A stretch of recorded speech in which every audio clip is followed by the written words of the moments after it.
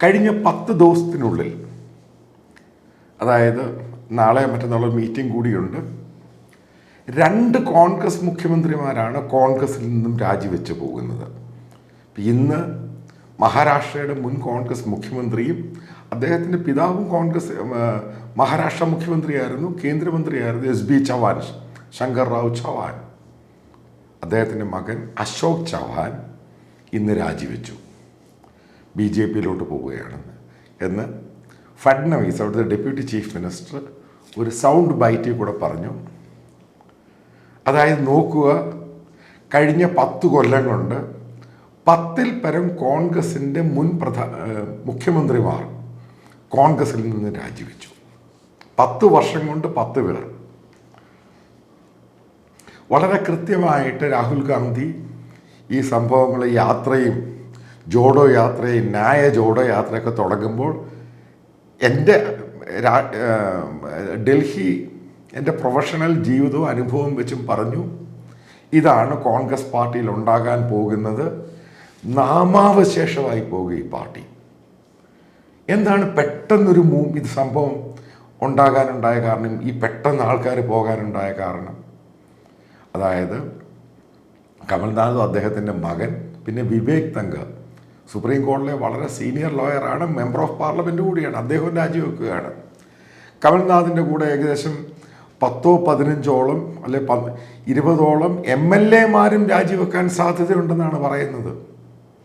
അശോക് ചവാൻ്റെ കൂടെ 8-9 MLA-മാരും രാജിവെച്ച് പോവുകയാണ്. അപ്പോൾ ചോദ്യമുണ്ട്, എന്തുകൊണ്ടാണ് ഈ പാർട്ടി പെട്ടെന്ന് ഇത്രയും ആൾക്കാർ കോൺഗ്രസ് പാർട്ടിയിൽ നിന്ന് ഒഴുകിപ്പോകുന്നത്? കാരണം രാഹുൽ ഗാന്ധിയുടെ വലിയ യാത്ര നടക്കുക, എന്താ കാരണം? മനസ്സിലാക്കേണ്ട സംഭവമാണ്, ഇവരൊന്നും AK ആൻ്റണിയെ പോലെ അത്ര പ്രായമായ രാഷ്ട്രീയക്കാരല്ല. ഇപ്പം കമൽനാഥിന് 80 വയസ്സായി, അദ്ദേഹത്തിന് ഒരു പ്രാവശ്യം ഒരു ടൈം കേന്ദ്രമന്ത്രിയായിട്ടും ഒക്കെ വരാനുള്ള സാധ്യതയുണ്ട്. കാരണം ഏറ്റവും ജൂനിയേഴ്സാണ് BJPയുടെ അവിടുത്തെ മുഖ്യമന്ത്രിമാരായേക്കുന്നത്. അപ്പം അയാളുടെ രാഷ്ട്രീയം അയാളുടെ മകൻ്റെയൊക്കെ രാഷ്ട്രീയം ഇതോടുകൂടെ തീരാൻ വേണ്ടി അവർക്ക് താല്പര്യമില്ല. അശോക് ചവാന് 65 വയസ്സുണ്ട്. അപ്പം ബാബ സിദ്ദിഖി മറ്റൊരു യങ് ലീഡറാണ്,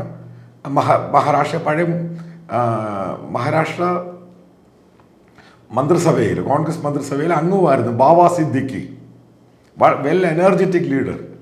അയാൾ റിസൈൻ ചെയ്തു. ഇവർക്കൊക്കെ രാഹുൽ ഗാന്ധി പറയുന്ന പോലെ അടുത്ത 30 വർഷം 40 വർഷം ഇതോടെ രാഷ്ട്രീയം അങ്ങ് തീർക്കാൻ വേണ്ടി അവർക്കൊന്നും താല്പര്യമില്ല. ഇതാണ് പ്രധാന കാരണം. പിന്നെ ഏകദേശം ഉറപ്പായി 370 മുതൽ 400 സീറ്റോളം BJP പിടിക്കും. അതായത് പ്രതിപക്ഷത്ത് പോലും കോൺഗ്രസ് ഇരിക്കാനുള്ള സാധ്യതയില്ലാതാവുകയാണ്. പിന്നെ ഇവർക്കൊക്കെ എന്ത് ഫ്യൂച്ചറാണുള്ളത്? സ്റ്റേറ്റിലില്ല, സെൻട്രലിലില്ല. ഒരു കുടുംബത്തിന് വേണ്ടി മാത്രമേ ഒരു പാർട്ടി ഉണ്ടാക്കുന്നു, അവർക്ക് വേണ്ടി കുറച്ച് നേതാക്കന്മാരുണ്ടാകുന്ന, അതിനോട് പല നേതാക്കൾക്ക് യോജിക്കാൻ സാധിക്കുന്നില്ല. എന്താ ഗുലാം നബി ആസാദ് പറഞ്ഞത്? 400 സീറ്റ് BJP പിടിക്കുകയാണെങ്കിൽ അതിന് പ്രധാനപ്പെട്ട ഉത്തരവാദി കോൺഗ്രസും കോൺഗ്രസിൻ്റെ നേതാക്കളും ഈ കുടുംബം തന്നെയാണ്. അതുകൊണ്ടല്ലേ ഞാൻ 2 വർഷം 3 വർഷം കൊണ്ട് നിരന്തരമായിട്ട് പറയുന്നൊരു വിഷയമുണ്ട്, ഈ കുടുംബം ഈ പാർട്ടിയെ നശിപ്പിക്കും. രാഹുൽ ഗാന്ധിക്കൊന്നും താല്പര്യമൊന്നുമില്ല കോൺഗ്രസ് റിജുവിനേറ്റ് ചെയ്യണം. ഇതേപോലെ ഇലക്ഷൻ വരുന്ന സമയത്ത് ലോകത്താരെങ്കിലും യാത്ര നടത്തുന്നു, അതും വലിയ യാത്ര. ഇപ്പോൾ യാത്ര കട്ട് ഷോട്ട് ചെയ്യുവാണെന്ന് പറയുന്നു. ഇപ്പോൾ ബീഹാറിൽ ആൾ കയറി കഴിയുമ്പോൾ ബീഹാറിൽ ആളില്ല, യാത്രയ്ക്കും ആളില്ല, രാഹുൽ ഗാന്ധിയെ കാണാൻ പോകാനും ആളില്ല. ഇവിടുന്നൊക്കെ മാക്സിമമാണ് അവിടുന്ന് ഒപ്പിച്ചോണ്ട് വരുന്നത്. ഈ അയോധ്യയും കൂടെ മറ്റേ രാമക്ഷേത്രത്തിൻ്റെ പ്രതിഷ്ഠയും കൂടെ കഴിഞ്ഞപ്പോൾ ഇന്ത്യ എന്ന് പറയുന്നത് കംപ്ലീറ്റ് ആയിട്ട് അങ്ങ് മാറി. ഈ മോദി ഗ്യാരണ്ടി എന്ന് പറയുന്ന ഓരോ അർത്ഥതലത്തിൽ നരേന്ദ്രമോദി പ്രാബല്യത്തിലാക്കി കൊടുത്തു. ഇതാണ് നമ്മൾ മനസ്സിലാക്കേണ്ട പ്രധാനപ്പെട്ട പോയിന്റ്. ഇത് കോൺഗ്രസിനെ കൊണ്ട് ചിന്തിക്കുന്നതിനപ്പുറമാണ്. എന്തുകൊണ്ടാണ് ഈ ലോക്കൽ നേതാക്കളും മുൻ മുഖ്യമന്ത്രിമാരും മുൻ MLA-മാരും മുൻ മന്ത്രിമാരും ഒക്കെ മാറുന്നത്? അവർക്ക് മനസ്സിലായി അവരുടെ കോൺസ്റ്റിറ്റ്യുവൻസിയിൽ അവർ തോറ്റുപോകുമോ? കാരണം നാഷണൽ ഇഷ്യൂ ആണെങ്കിലും സ്റ്റേറ്റ് ഇഷ്യൂ ആണെങ്കിലും മഹാരാഷ്ട്രയെ ഭരിച്ചുകൊണ്ടിരുന്ന കോൺഗ്രസിന് ഒരിക്കലും അവിടെ ഭരണത്തിൽ വരുന്ന ആ കാര്യം കളയുക. കോൺഗ്രസിന് അവിടെ 20 സീറ്റിക്കുള്ളിന് പിടിക്കാൻ പറ്റത്തില്ല. എങ്ങനെ പോവുകയാണെങ്കിലും അതിൻ്റെ പ്രധാനപ്പെട്ട നേതാവാണ് അശോക് ചൗഹാൻ. ആൾ മാറിപ്പോയി. എല്ലാം BJPയിലോട്ടാണ് പോകുന്നത്. കാരണം അവർക്ക് പ്രതീക്ഷ ഇനി BJP ഉള്ളൂ. അപ്പോൾ മിലൻ ദിയോർ ഏത് പാർട്ടിയിലാണ്? ശിവസേനയിൽ അതിൻ്റെ അടുത്ത ഗ്രൂപ്പിലാണ് പോയേക്കുന്നത്. കാരണം അവർക്ക് നേതാവില്ല ഡൽഹിയിലോട്ട് അയക്കാനും. അതാണ് ഈ പറയുന്ന ഈ മഹാരാഷ്ട്രയിലാണെങ്കിൽ BJPക്ക് പറയുന്ന നല്ല നേതാക്കളില്ല. അത് കോൺഗ്രസിൽ നിന്ന് വരണം. അതാണ് അവരുടെ ഏറ്റവും വലിയ പ്രശ്നം. അപ്പോൾ പല സ്റ്റേറ്റുകളിലും അങ്ങനെ. അതാണ് കോൺഗ്രസ് നേതാക്കൾ അങ്ങോട്ട് പോകുന്നത്. ഇത് കേരളത്തിലെ കോൺഗ്രസിന് ഇപ്രാവശ്യത്തെ തോൽവിയോടുകൂടി 2024 ഇലക്ഷനെ തോൽവിയോടുകൂടി കേരളത്തിലെ കോൺഗ്രസ് പാർട്ടിക്കകത്തും അത് ബോധ്യമാകും.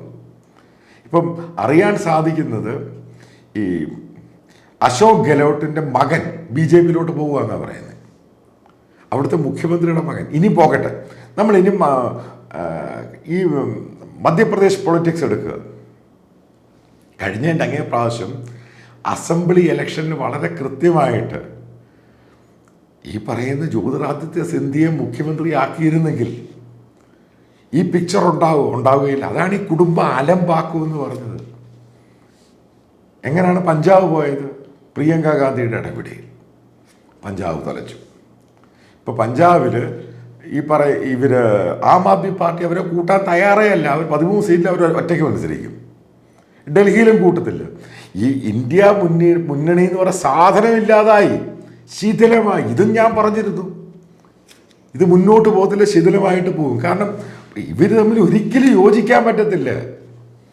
ഈ പ്രാദേശിക പാർട്ടികളെല്ലാം ഉണ്ടായേക്കുന്നത്, ആം ആദ്മി പാർട്ടി ആണെങ്കിൽ എല്ലാ പാർട്ടികളും ഉണ്ടായേക്കുന്നത് ആൻറ്റി കോൺഗ്രസിൽ നിന്നാണ് ഉണ്ടായേക്കുന്നത്. ആൻറ്റി കോൺഗ്രസിനുണ്ടായ പാർട്ടി പെട്ടെന്ന് BJPക്ക് എതിരെ നിൽക്കുവാൻ വേണ്ടി ഒരുമിച്ച് നിൽക്കില്ല. ഒരു കാരണവശാലും അവർക്ക് നിൽക്കാൻ പറ്റുകയില്ല. കാരണം ഈ നേതാക്കളെല്ലാം കോൺഗ്രസിനെ തെറിവിളിച്ചിട്ടാണ് അവിടെ അധികാരത്തിൽ വന്നേക്കുന്നത്. ഇതാണ് അവിടുത്തെ ഇഷ്യൂ. ഇതാണ് ബീഹാറിലും കണ്ടത്. പെട്ടെന്ന് നിതീഷ് കുമാർ ഇപ്പുറത്തോട്ട് ചാടി. അതോടെ ആ ബീഹാറിൻ്റെ എങ്ങോട്ട് പോയി?